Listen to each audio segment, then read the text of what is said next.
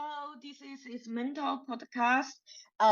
Sorry about the long break since last year. As I said before, I was in Edinburgh Fringe in August, so I was really busy. And when I came to Berlin, I decided to turn pro on my comedy career, and that really carried me away. And I was didn't have the capacity to do the podcast for a while, but today I have Melanie back on the podcast, and she will interview me about my mental health. And since our talk last year in May, lots of things happened. So hopefully, Melanie can have a nice chat with me and unfold all the learnings and everything happened since last year. Oh, Melanie, it's your I'm time. I'm sure it'll be easy. Yeah, thank you for having me back for the third time now. Actually, technically speaking, the fourth time. Super Yeah. nice. Yeah, it's always a pleasure to be back here talking to you and to connect and just kind of see where we're at. It's really, really nice to observe our journeys. Yeah, so I was not aware of the fact that it had been almost a year. So I would love to know and start first off with the festival, with Fringe Festival, and how that experience was for you to leave, because you said you also took a break from the podcast. So um let's start there. What happened over the summer with the festivals that you went to, and how did that impact your return in Berlin and your focus basically in the comedy world? Oh, that the Edinburgh Festival was the best time in my life. I never thought I would have so much fun. Of course, there was lots of breakdown in between, but overall, I was really living my life. It was so amazing. It was so amazing for a whole month. 3,000, more than 3,000 shows every day happen in Edinburgh. And my schedule there was like wake up, do comedy, and do comedy whole day, then sleep. It was Wow. really great. It helped me so much. It helped me so much. On one hand, I had an artistic block before I went to Edinburgh, because for almost 1 year I was really focused on my first solo, and I didn't hit very hard on the open mic thing. So for a while, I remember it was like June, July. I was talking with people. I'm like really afraid of to do open mics, because I realized I don't have new material, and I have stage fright. I feel very insecure. But in Edinburgh, I have so much stage time. In Berlin, average comedian, even they hustle like 2, 3 shows per night. It's a maximum 5 to 7 minutes. If they're lucky, 10 minutes a spot. Wow. So no matter how hard you try, it's like less than 20 minutes per day. Mm, And it's like 5, 6 hours. You just hustle all around the city, but maximum 20 minutes. But mm. in Edinburgh, like I was doing my solo every day, and then I host a show. And then on top of that, I do 4 to 6 spots.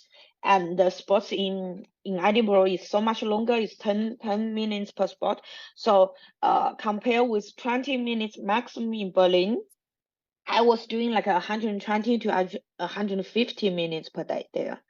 So it's really like Wow. exponentially grow, and every day, or even every like 2, 3 days, I feel I'm one step, one level above.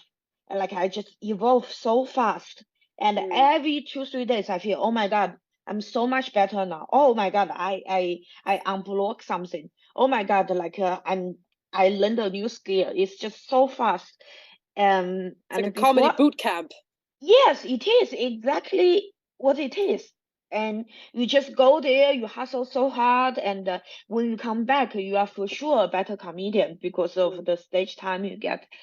So when I was there, I unblocked this stage fright. I and At the end of when I came out, um, before I went there, I had a stage fright, and I was really worried about my future, because I have my first solo, but I just don't know if I have the talent to create another solo. And I was also very insecure about my hosting. I only started hosting last year in February or something. So I was not like good at it before I went to Edinburgh. But when I came out, I'm a like a reliable host. I unblocked my create blog, and I also built a backbone for my second solo show. So it was Wait, like let me ask a quick question here. So what does it mean for you when you say I'm now a reliable host? What do you see were some of the main differences between before and after in hosting specifically? First, one thing very easy to track is that when I started hosting, because there are some comedians, especially native speakers, they are very good at improvising, talking with audience because that's their like a main language, their native language, especially if they are extroverted person. So when I started hosting, I was very insecure with my language. So before hosting, I was already doing comedy for 4 years, but mostly only material. So I can like visit and revisit the language I use to make sure I don't make big mistake. And also because I'm like an introverted person, so talking with people is never my like my how do you say advantage. So when I started hosting, I was just doing my material with no interaction with audience whatsoever. It's like there's a wall between us. I stand in front of you, but I'm not interacting with you.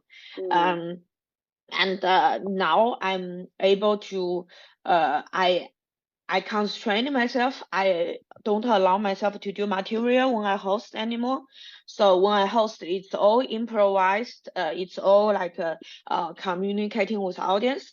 So that's a very objective improvement. And also now I understand how hosting work, what kind of structure, like how many meetings I can host. Because when I just started hosting, I was just do.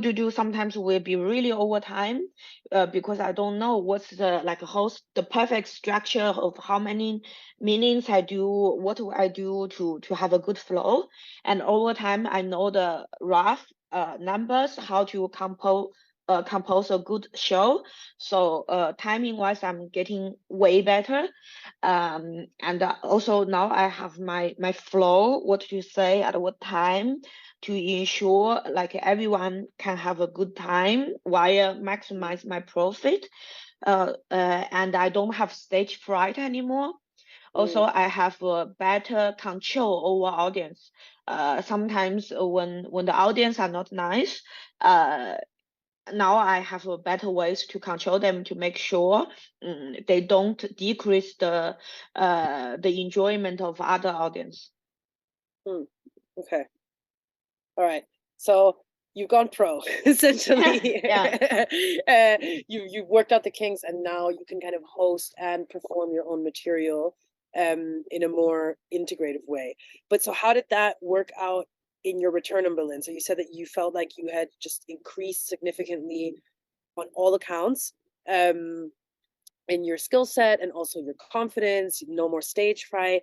I can imagine that that allowed you to step on stage a lot more often also, given the fact that you're just not so nervous about it anymore.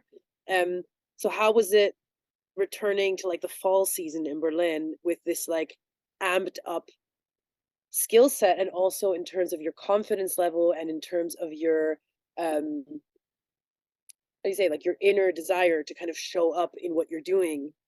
How did that shift? How did that shift over the fall time, and what new kind of what new focus did it bring into your work? So when I was on unemployed money last year, and when I came back to Berlin, the unemployment money ended. So I was really nervous about the future. And I was like, okay, let's see how far I can go with the money I have. If I can make it work. And on one hand, the profile I built over Edinburgh really boosts my credibility as an artist, and I start to get way better offers for venue and slot. So from last year, I was doing this tiny Herman's shoes bar with like a 18 people maximum. And now have like a regular shows every Saturday and Sundays. Saturday is like 45 people capacity, and Sunday is like 100 people.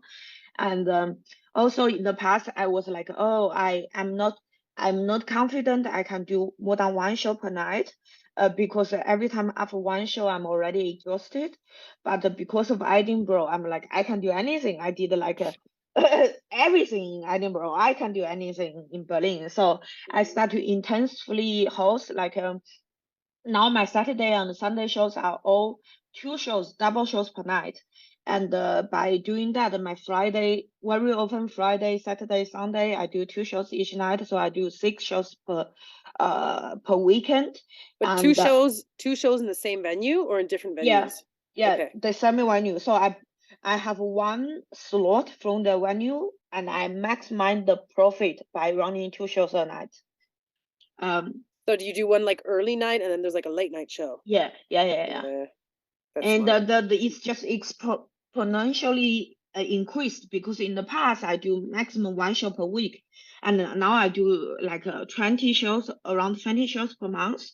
And because my hosting and not only hosting but my producing like ability increased so much, how to give the right expectation to the audience, and how to communicate, and how to do the market speech and everything. So my shows are so much more profitable than before. And also I do so much more shows. So overall, now I'm at a very comfortable place financially, which I really didn't expect at the beginning. I thought I really would struggle for very long, but it really scaled up, and now I'm not worried about money anymore. I can comfortably live with the money I earn. So, and knowing this is just so happy, because it's not about money itself, but it's also about my point of view on the future. I'm no longer insecure. I'm not scared anymore, because I know, okay, I can make this work. So I am a full-time comedian. I am a full-time artist. I'm making this work, and over time, I just get better and better. So I can focus at the moment, instead of in the past. I worry about the future, or how can I survive. So mental health wise, it's really, really good for me. I can imagine that. It gives you such a sense of stability, of stability, in knowing that the thing you love doing the most can pay your bills, and that it's not anymore this matter of like it's the difference between being a struggling artist and just a fully embodied artist. Yeah. So when this is something that I think is something, it's really something that most artists struggle with. It's like, while you're struggling to make the money to make ends meet, you also can't really create at your full potential, because you're constantly worried about where your next money is coming from. And so once you have that covered, you can also create from a place that's much more inspired, because it's also more free flowing, because you're just focusing on what you want to create, and the rest is going to come. Yeah, because in order to create good art, I need to be in flow. But if I'm so stressed all the time about surviving, I cannot be 100% focused. That will definitely decrease the quality of my art.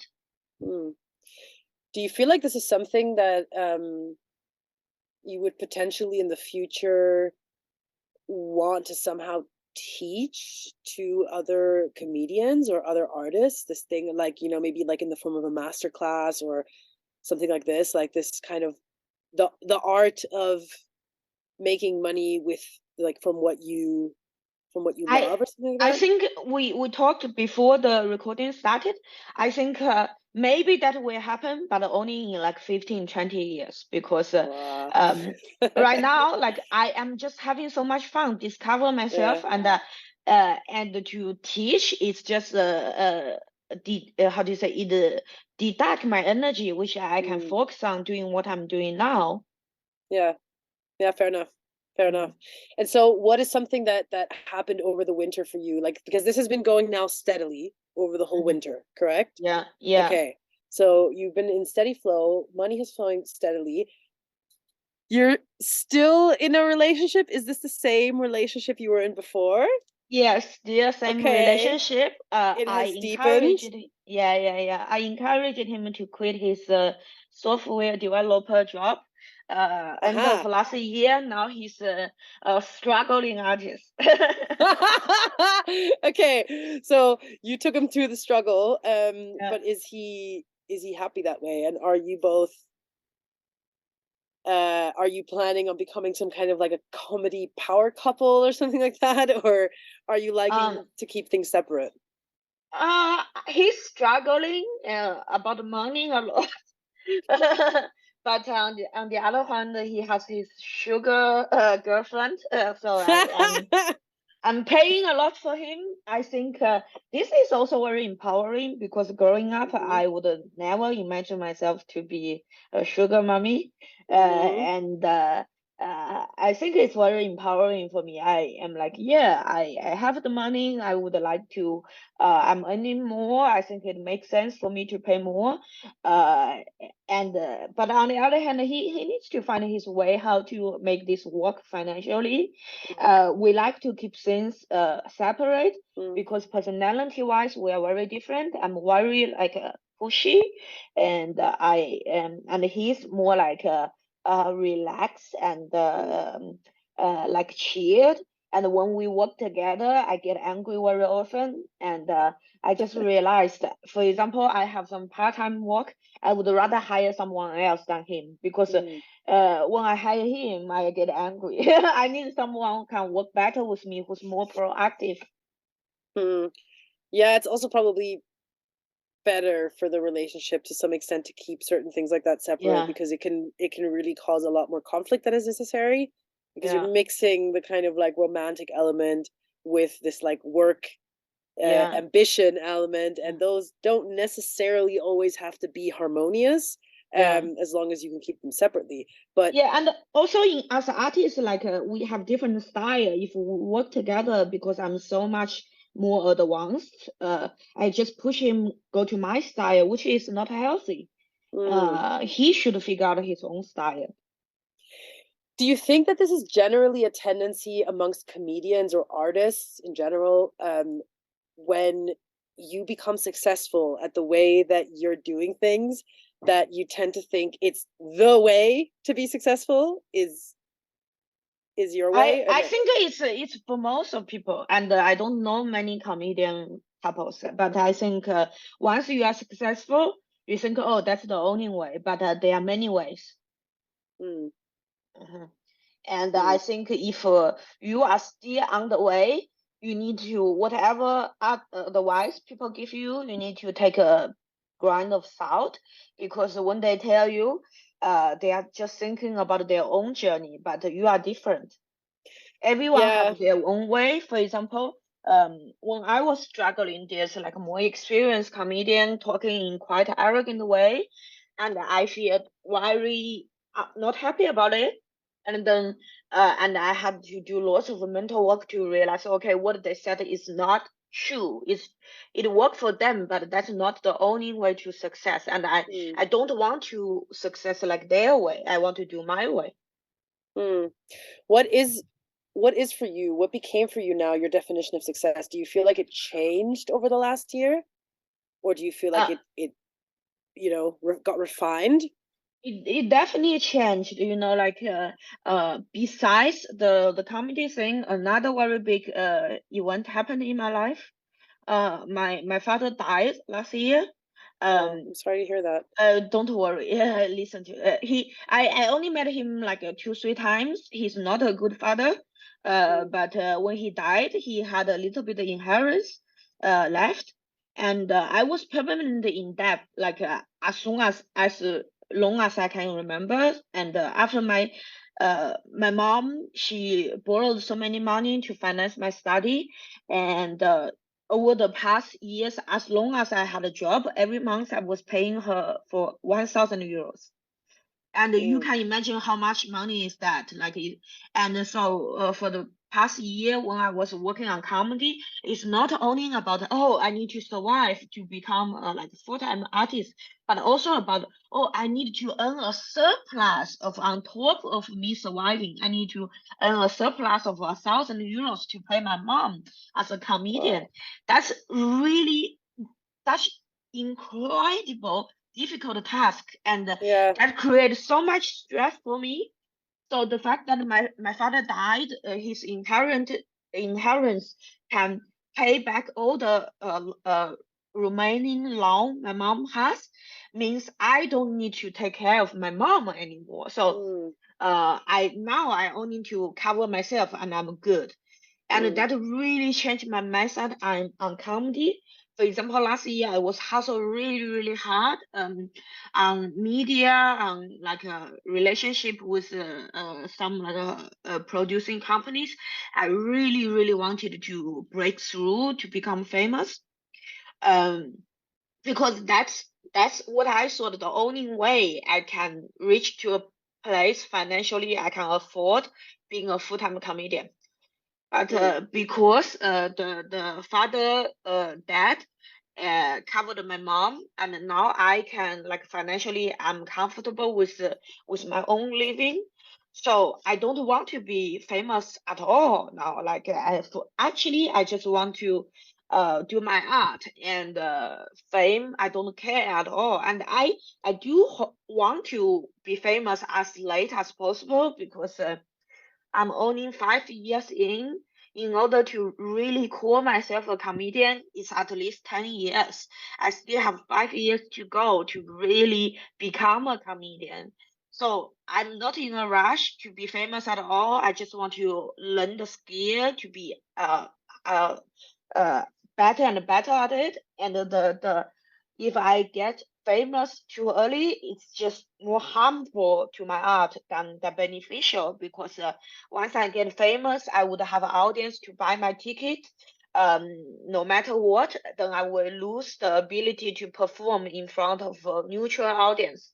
And lots of comedians who have that too fast, they will end up uh, whatever should they say, audience laugh it, and they don't know what's funny, what's not funny anymore. So Mm. uh, they That's will have interesting. they will have sell out show, and audience all have a great time. But for people who are not their fan, look their stuff, they were like, this is shit. Hmm. Oh, that's very interesting. Okay, so let me break that down, or like kind of deconstruct it a little bit, because okay, so let so this thing that you said of like 5 years in, how do you know for a fact that it's 10 years in, that after 10 years you can call yourself a comedian? Like, what is that based off of? It's just an industrial room of sound. Okay. Okay, it's an industry rule of thumb, right? Because it's 10 years what it takes to gain the experience of being on stage, of connecting to different audiences, of touring, of bombing probably a lot, and then also coming up with new material all the time, testing it, figuring out what material is shit, what material is really good, and then figuring out what is genuinely funny beyond the realm of your fans, correct? Yeah. Okay, but you feel like after 5 years, you're not there yet. What do you feel? I don't think I'm not, how do you say it? I just feel like um the better, like I just want to hone my skills. And Yeah, yeah, but on the other hand, I do feel like Berlin 5 years is very different than New York 5 years, because yeah. as a New York or London or how do you say, LA comedian, for their Mhm. first 2 years they probably can do 2 mics or maximum 3 mics a week. And when they perform, they can only do 3 minutes, and the Mm, audience is all other comedians who want to mm, do a spot. So they don't have a real audience. Like a maximum a week, they can get 10 minutes on stage. But in Berlin, it's so much different. And right now in Berlin, like I do, each week I have around like 4 hours of stage time. And unless you are a comedian who's like touring like all the time, that's incredible amount of stage time, like 4 hours per week. So I do feel very privileged in that sense. So what have been, oh, I have more and more questions all the time. Okay, so let's see. What have been for you your favorite audiences so far? I'm very curious because from these 4 hours a week, right? Like not all the audiences are going to be the same. However, in Berlin, it seems to be the case that the audiences are predominantly just quote unquote just audiences and not actually aspiring comedians themselves or comedians who are trying to perform in the same venue. So what have been your favorite, what are for you your favorite audiences? Can you even determine that for yourself? And of course. Yeah, and then I'm also curious to hear in this development of like, okay, before you become famous, when you say you want to continue developing your craft, what exactly does that look like for you? Where is it that you see that you want to keep refining, and in what areas specifically? Because I feel like you're someone who also views your own work with the capacity of self-criticism, which I think is really important for an artist as long as it doesn't go over to self-sabotage. So these two things, what are the audiences, and then what do you see needs to still be refined in order for you to feel like, oh, I'm fully embodying the profession of the comedian? I think like for the audience, it's hard to say what kind of audience I like, but I do shows every weekend, so you really can tell. Like sometimes the audience just don't work. Like this weekend I had 6 shows. Out of 6 shows, five very good shows and two extraordinary shows and one really bad show. And at that bad show, there's a German, like a white man, like a German alpha male, came to my show, keep talking in the front row again and again. I communicated with him like 3, 4 times. He's still talking, and at the end, I have to say, if you keep doing this, I'm going to kick you out. And then that really like bring down the whole vibe of the show. And now as a producer, I learned that sometimes when I'm checking people in, when I feel the person is weird and really like a not right vibe, I just don't let them in. Because like a show can only be good if the audience is there with me. If when I check you in, you are already angry, you are already mad, you are already disrespectful, like it's just bad experience for everyone involved. And with the skills, you say what I want to develop, I think it's very hard to say. You as a comedian, I realize lots of skills I only know there's such skills once I acquire them. Yeah, accurate. Yeah. Like for example, for lots of beginner comedians, they think, "Oh, I'm good," but there's so many things they don't know, they don't have. But you can only know that they such thing exists once you have them. So it's very hard to say. It's a lot of very fine stuff. For example, regarding managing crowds. For example, on Friday, I had this German alpha male. At the end, the mood of the crowd went down because of the incident. But if I'm a better comedian, hopefully, at some point, even a person like this, I can manage it while make him to shut up, but not hurting everyone else mood. And that. I mean, I remember a few shows of like Dave Chappelle and Chris Rock and stuff where they actually turn that person into the joke. So they actually like decide to just focus on that person and start taking a piss out of them because it becomes obvious that there's no other way to kind of like shut that person down. So you actually just turn them into the joke because then there's not I much they think can you do. get a very good sense of this. This is actually the way to go, and that's also normally what I do. But that day, it's just that guy. He's so tall. He's like 2 meters tall, and obviously it's an alpha male. He's super good looking, and the way he talk is just so arrogant. And like Mm, being me, such a small immigrant, like a woman of color, and um like I just have the anger in me and I couldn't mm, control. yeah, But previously I had a similar audience who talk a lot, but they are not like so. I don't see this like a social discrimination, and I was able to make fun of them. But that yeah, day I just got a bit triggered because of yeah. the social difference. I just feel like I was being like not respected. Yeah, perhaps that's also a thing that a lot of people forget about comedians is that actually in a way, for a comedian, also a performer, like an actor, for example, Mhm. but I think more for a comedian because yes, you are performing, but you're not acting as somebody else. You're sharing Mhm.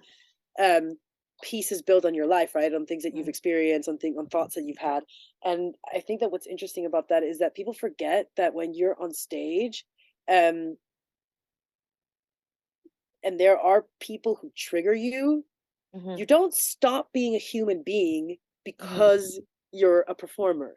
Mhm. And maybe part of becoming a really established comedian, a really Mhm. pro comedian or a pro performer of any kind is to be able to actually manage situations like that really Mhm. well. And Mhm. that's really underestimated actually in terms of like how much training it requires for Yeah, you to yeah, yeah. do that, how much inner training and how much inner resilience. Because if it's not easy in day-to-day life, then imagine when you're on a stage with people watching you Mhm. and you're trying to share something and you're distracted by someone who's triggering the Yeah. shit out of you. You're trying to keep your cool and make people laugh Mm. while being triggered. Yeah, that's yeah, yeah. that's Like, not easy to manage. like for example, at my solos, sometimes I have a host to manage the crowd to make sure say, oh, please don't talk, please don't talk. But there's always a few like a chatty audience, and in Yeah. the past I'm like just shut up. But now I learned I say, okay, you are talking, like please don't, you are talking. You distract me. I want to talk with you, but it's not fair for everyone here because when you distract me, I cannot 100% be in the moment to perform for Mm, everyone else. And please yeah. just be mindful for everyone else. And Yeah. when I say it this way, they are way less like offended than I say shut up. Yeah. Uh, Yeah. Yeah, this is I mean, it makes sense because I think in general people don't like being called out for being yeah. rude, but it's also I think a big quest for all performers is to figure out Mm, how to stand your ground when on yeah. stage and make yourself be heard and respected um, without creating tension in a room. And I Yeah. think that Yeah. That's really that's an art hard. form. It's an art form in Uh, itself. Yeah, it's a bit uh. like almost like hostage negotiation. Yeah, and now like when I say okay, instead of say you are annoying, I'm like okay, if you talk, you distract me, I cannot be my 100% decrease the enjoyment for everyone else. Then the Mm, audience they were like also attend the other audience with my side because I'm shutting them up not because I want it, it's because I want everyone all in this room have a good time. yeah, but there's also an element of empower in being able to do Mm-hmm. that, and I think perhaps Mm-hmm. that is also growth as a comedian is to Mhm, be able to stand up for yourself when your art is not being appreciated and when mm, also the thing you're trying to communicate with other mm, people is not being able to land and mhm, arrive in other people's fields, so to mm, say, because there's other people mm. interfering there, right? And that there's an Yeah, element of power there of being able to say, hey, I kindly ask you to please shut your mouth yeah, or go yeah, outside to talk because I'm trying to yeah. communicate something here Mm, and you're interfering with the signal kind of thing. And mhm, I feel like there's a lot of respect to be gained there for people. I think especially for women of color, especially for women who feel mhm. marginalized, generally for any person who is capable of standing up and making themselves be heard. Yeah, That's something that's really important, and it takes growth of character more than uh-huh. growth of skill set, Yeah, and yeah, that yeah. comes with experience. So I feel like that's something that I'm noticing for you since we last talked. It's become for for me really evident is like you've also grown a lot in terms of like your strength of character. Like you are becoming more mature and more developed also in terms of like feeling more centered of like who am I and what am I allowed to do in this world versus what have I been told that I'm allowed to do. Because I think that that's a little bit where we were at last year, because I remember you were pushing and struggling and struggling and struggling, and you were kind of having a bit of a meltdown. You were kind of in crisis about your organization, about how your brain was functioning. I remember we were talking a lot about like this struggle with ADD and trying to get all the pieces together, the bullet journal, all of this stuff. And it feels like now you've landed in a place that is more calm in a way, but not calm in the sense of less productive, just calm in the sense of like knowing your shit and knowing how to bring it up into the world without it throwing you off guard all the time. So I'm curious, how did that actually happen? Like, what was the process in there? Because you also just coming out of like German winter. I'm surprised your motivation is like on point, because I feel like it's always really difficult for people in the like Berlin for winter. me, winter is not bad because winter is when comedy goes the best, and That's true. with all the money coming, I can't complain. You're like, it's cold, but I'm bathing in money. Yeah, I like how do you say it? I think success is the best way to build more success. And last year when we were talking, like everything in the future is a fog. It's a fog. Like I don't know what will happen. I wasn't making money at all, and I was surviving by unemployment fund, and I really don't know where is my place in life. Like I knew for sure I cannot work in a corporate job anymore, but I also didn't know if I can make it work as a comedian. So, lots of self doubts and insecurity. But the fact that I can make comedy work now, I'm already earning like the same salary as my previous job, which is really impressive. Because I had a good job, and but doing things I 100% love and owning for myself, that builds lots of confidence. And I trust myself so much more. And when I have ideas, when I have something, thoughts on future, I know, okay, I can just lean in, trust myself, let myself fall, because I know there's safe net. That is the core of myself. Because I look back, every step I made, in like in my adult life was right. And knowing where I come from and how much I achieved, now looking back, it's a trail of evidence that to tell me, okay, Moni, just chill, don't worry too much. You have it, you got it, and no matter what happens, you can nail it. But also something that I wanted to put into the room, because honestly, just because I listened to a song earlier today and it asked this exact question, and I fucking loved it. It was like, oh, that's so good. So basically the question is it really that you've gained confidence, or rather have you gained clarity? The proposal is that as human beings, when we are focused a lot on we have to become more confident, I have to work on my confidence, I have to work on my confidence, as the motto, as the guiding light of what's going to bring you the success and what's going to kind of make life work for you, that this over focus on confidence is rather because you're lacking clarity. However, when you have clarity about where you're going, who you are, what you can and cannot do, what works and what doesn't work, when you have clarity, then the confidence is a natural byproduct of it. And you no longer need to build that confidence. It's actually that the confidence is already there. And the clarity is the thing that kind of leads you down the path. So I asked the question, do you feel like you've gained confidence, or is it rather like you've gained clarity? I think it's just phonetic. I'm not sure if it's confidence or phonetic, or clarity. I just know I can trust myself. Mm. I feel like that's clarity more than confidence. Because clarity is a knowing. Clarity is when things are Uh-huh, clear to you, they're obvious. It's like, okay, I no longer doubt this. This is not a uh-huh, question anymore. It's clear. I can trust myself. It's a clear uh-huh, statement.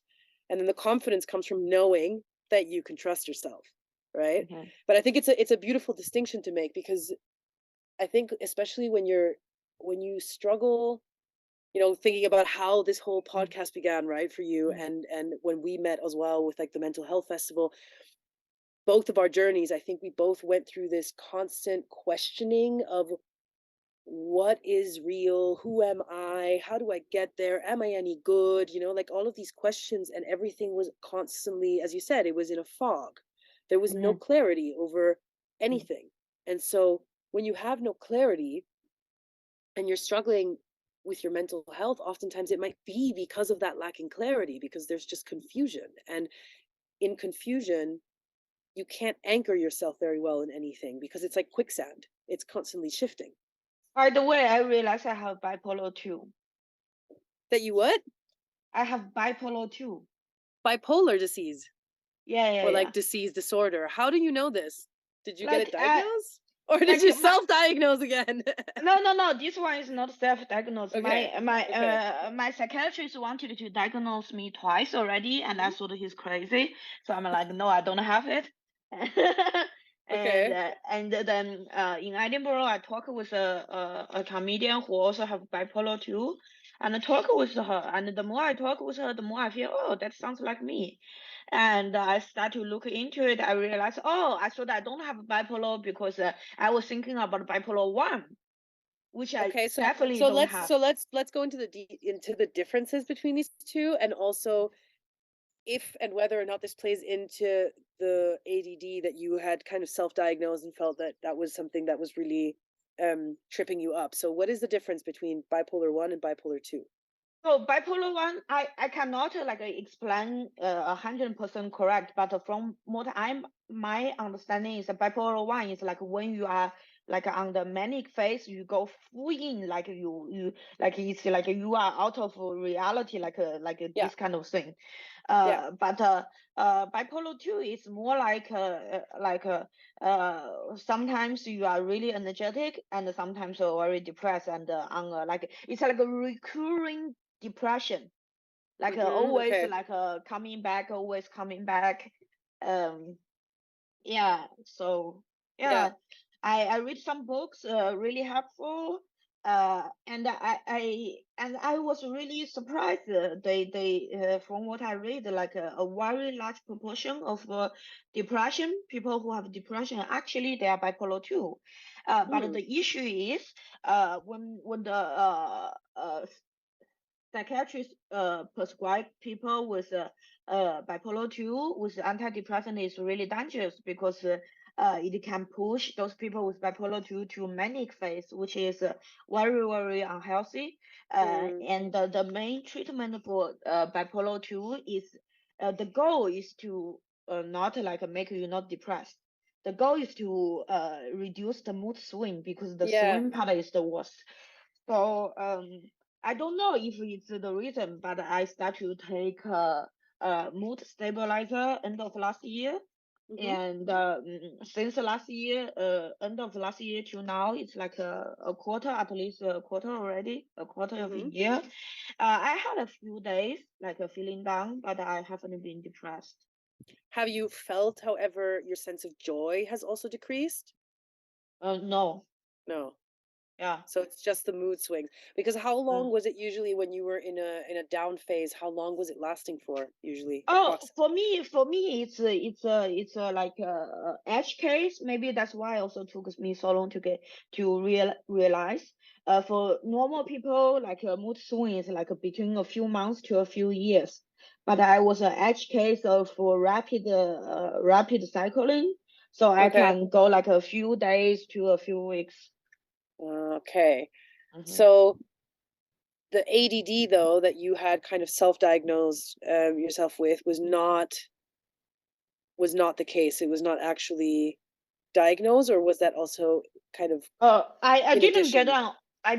an official diagnosis, But I talk with my therapist and my psychiatrist. They were like, "Yeah, that sounds like." But I Yeah, don't want to go through the diagnose phase because there's no biologic test.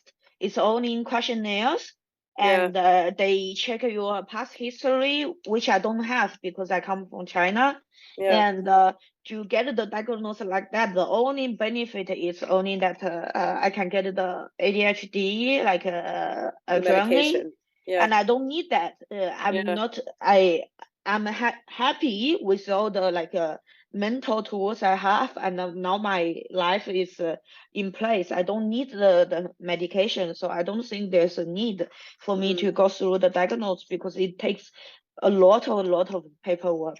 And when you have ADHD, you know, to do paperwork in a language you don't know, it's the worst kind of treatment. yeah, yeah. But also, do you feel like getting diagnosed with bipolar 2 and then receiving mood stabilizers for that also assisted you in stabilizing certain effects of the ADD, in terms of like, what I found is that when you're emotionally going through a lot of up and down swings, it's much more difficult to become stable in your workflow, because you can't concentrate as much on what you're doing because your moods are going up and down all the time. So you having to spend a lot of actual energy, and in terms of like nervous system regulation, a lot of your focus is going to regulating your nervous system down first before you can even get into focus mode. So is it so that ingesting and taking mood stabilizers kind of naturally helped you also balance out your workflow? I think yes and no. Mm-hmm. I don't think it naturally balance my workflow, but for sure I think it reduced like my days of being depressed because in the past, uh, every a few months or a few months, like 2 3 months, I would have an episode last a week to 2 weeks where I cannot do anything and just breaking down. But I Mm-hmm. haven't had this for I think at least like 3 4 months now. Uh, and that really helped with my workflow because when I break down, I cannot do anything. Mm. But on the other hand, my ADD is really out of control because I learned a few tricks. One is, as we said last time, the bullet journal method. It really helps me. Mm. Every day I have my routine and all the tasks I need to do. I just follow through. And on top of that, I read a book last year. Mhm. Also by Johan Hari. Mm-hmm. He has a new book called Stolen Focus. And in Oh this book, yeah. he introduced two tools. One is a app, desktop app called the Freedom app. Mm-hmm. So basically, I turn this software on.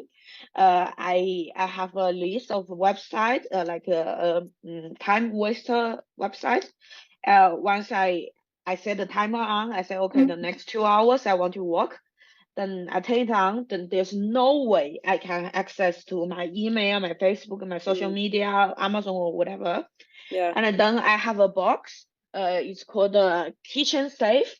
Yeah, you It's mentioned this where you put your phone in, right? And you can't I access put it. my phone Yeah. in, so it's a time locker. So Mm-hmm. for example, I say, okay, every day I learn German for 1 hour, and before that happens, I'm just set a timer on Freedom app for 1 hour to lock my computer, and also set a timer for my phone.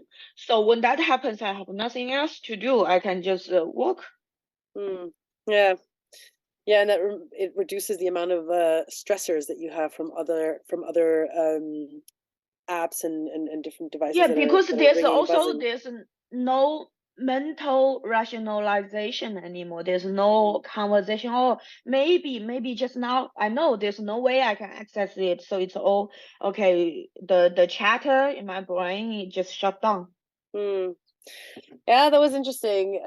Where I am right now, also in the mountains, because now I changed rooms and I'm in a room that actually has internet, but I was in the other house, and the other house didn't have any Wi-Fi. You also didn't have signal, like you didn't have a phone signal or anything. And it was very interesting to observe the instinctual urge that a lot of us have to just kind of like in the evening or something to want to like pick up your phone and check your messages or write someone or scroll through Instagram or whatever it is, and picking up my phone and then being like, oh yeah, I can't do this. This is like pointless. There's no internet here. Just putting it back down and then kind of just sitting with your thoughts and realizing that that urge actually just comes from a desire to fill time with something, and not because you actually need it in that moment, if there's anything that's really relevant there for you. Although some of it did feel relevant because I was trying to figure out where I was going to stay and live and all this, like a lot of things that were of a pragmatic nature, which is why I switched rooms to be able to kind of pursue those things. But it's really interesting how that changes your perception, right? Of like, how much can your brain focus when you're not being distracted by other things? Um, but also Well, you, I have a question. Do you have yes, sometimes in the evenings, like you just mindless scrolling on your phone and you realize you are not enjoying the time at all, but you also cannot control yourself? sometimes. So this is something I observed for myself. So I realized when I'm in an environment that I don't enjoy and I'm kind of going through some days where like I just don't feel comfortable, like I don't feel engaged with the place and the people and everything, then I'm more likely to pick up my phone and try to avoid the feeling of discomfort that I have by scrolling through my phone. And scrolling and looking at things, but then I will actually stop and read a lot of things that have to do with like self-care or Mm-hmm. or waking myself up. And it's almost as if there's a subconscious mechanism in my case where I'm going to certain platforms in order to find the text or the video or whatever that will kind of wake me the fuck up. You know what I mean? It will kind of give me that slap of like, oh shit, right, yeah. And then as soon as I see it, I'm like, damn it, okay. And then I just put my phone away, and then I don't know, sit down and journal or something, or I'll sit down with the feeling. But what I notice is when I'm in places or with people that I enjoy, Mm-hmm. um, I literally have zero urge to have my phone. Like Yeah. I co-hosted a retreat here this entire last week, and it was pretty hilarious because I took one photo in 7 days of a retreat Mm-hmm. because I was just really present with everything that was happening, and like I Yeah. didn't, the only time I grabbed my phone was to talk to my partner and like to video call, you know, but that's it. And like I felt like there was just no need really to have any kind of distractions because so much had happened during the day that I was also just processing it in the evening. But yeah, it's definitely a thing when I'm in a place that I feel uncomfortable with. Um, then When that yes, happened it's to like me, self-soothing. uh, It's like self-soothing. You know what I mean? It's yeah, like yeah, yeah. food or something, or smoking weed or something like that. You know, you're self-soothing. Sorry, So go ahead. I often just in the evening when that happened to me, I just look at the phone. Yeah, Yeah. I mean, I just put it away. I'll just put it away most of the time, and then just be like, oh, let's let this go, like whatever. But I also noticed that like when you change your environment and you're generally in environments that are like more nature ridden, for example, you're less likely Mm-hmm. to be on your phone. I don't Yeah, know yeah, yeah. why. I honestly just don't know what the connection is. I haven't really figured it out for myself, but I just noticed that when I'm in nature, I have zero desire to be on my phone. Mm-hmm. It just Because you doesn't have happen. that connection with your environment. Yeah, because my environment is much more interesting than whatever's going on in the phone, you know? Mm-hmm.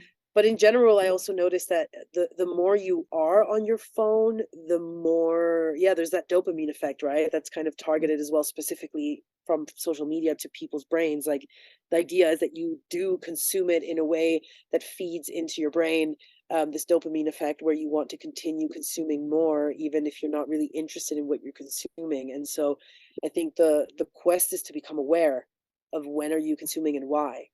Um, and I wanted to ask you something as well regarding the mood swings and the mood stabilizers, um, and certain habits. So I was curious to know: do you still smoke weed? Is that something that you had to quit? Did you take it out altogether? Are you still doing it regularly? What is the deal with that? And how does it? What has been your exploration of of that consumption in relation to your stabilizing moods and or That's destabilizing moods? that's a very good question, actually. Mm-hmm. I've been smoking every day for almost 5 years now, Mm-hmm. and I had a little bit downtime uh, in February. And I realized, oh, January I did great. I realized because January I take a sober January. And when I start to smoke weed every day, all went down here. I thought I can function, but no, not really. And since a few weeks ago, since February, I lock my weight 6 days per week. Only on my free day I can smoke. But actually, just 2 days ago, I reached to a conclusion. I don't like that I just mindlessly smoke weed because I can. And I now I have such better, like I barely watch TV, watch YouTube. But on Monday, I smoke weed because Monday was my free day. I smoke weed, then immediately I start to watch YouTube, and I'm like, I don't even enjoy it that much. And now I'm taking a 3 month break. And after that, I think what I want to do is to not smoke for the sake of smoke, not because I can, but only on very special occasion. Weed has been very beneficial to me for many years, but I was at a very different place. I was depressed, I was isolated, I was unable to feel joy. And weed helped me to get through the time. But now I have a fulfilling, like a personal and professional life. I cannot afford to stone down my couch every night watching TV. I want to do more productive things, and I think I don't think weed is bad, but I just think people change, time change. I'm no longer in that phase that I need it every day anymore. Yeah, and I can also imagine that, or what I've experienced is that it's kind of a double-sided sword, because on the one hand, we can be really stabilizing for your mood in the sense that it kind of, um, if you're high or you're stoned, you're not necessarily experiencing your emotions in the same peaks that you usually would, so it can actually regulate you in a certain way. But I also have questioned a lot of times whether it actually, on the long term, actually dysregulates you even more, because when you're not actually feeling the peaks of the emotions, it's also the case that as soon as you stop smoking weed for a few days, your whole system kind of goes haywire because you're all of a sudden feeling everything much more intensely. There isn't that regulation method, and you have to kind of have already other tools to fall back on, or else it becomes a bit of a mess, and then that can be a I bit think of a I think for me, I don't have that. I can easily stop, and I don't have any side effect when I stop. I think for me, it's more about a phase in life, different phases in life. Yeah. I was like when I started smoking weed, I was suicidally depressed. I was permanently isolated at a job, at an environment I didn't enjoy, I wasn't good at. In a place where I almost had no friend, and um so like weed really helped me to get through all those negative factors in life to make me to survive, to find still able to not suffer too much, to get through the day. But now time has changed. I am in a great life. I do what I love for a living, doing well financially, living in a great place with a loving partner, 2 dogs, and having a supporting uh, community. And in the past, in the evening, I have time to care. I need to pass through the time. Otherwise, I want to fucking kill myself. But now in the evening, I want to do yoga. I want to spend time with my dogs. I want to read. I want to do so many meaningful things. I don't want to pass time anymore. There's nothing to escape from anymore. Yeah. Yeah, that's beautiful. And it's beautiful to see that that's something that happened quite organically, that it didn't require this kind of like crash and burn, hit rock bottom situation for you to say, okay, I have to stop this, because I think that sometimes can be the case with certain habits like weed. Um, so it's really sweet to see. it's kind of naturally morphed. But yeah, we got to wrap it up because we've been talking for quite a bit of time. And I feel like we've gotten all a really good view of the fact that you have fucking been mastering at life right now. And then you've come definitely on this journey from being at a very low point, then kind of going up, then going back down again, and then going up again, that now you're kind of catching this stabilized place on the upwards curve. And that's really, really cool, really inspiring to see. And I'm very curious about what the future will bring for you, and what kind of countries, cities, continents you'll be conquering next. Me too. Very happy to have you back to interview me again. I know last time I said Anytime. let's do this regularly, but let's see if this time we can actually make it regularly to have a semi-regular checkup to talk about it. And I think at one point I also want to invite you back on the podcast because you also progressed so much in the past year. And very happy and very grateful for the conversation. And yeah, have a good time. Thank you. Me too. Anytime. I'm always glad to be back. And yeah, enjoy the rest of your time, and then we will catch back into each other soon. Yeah, cool. Bye. Have a good day. Ciao.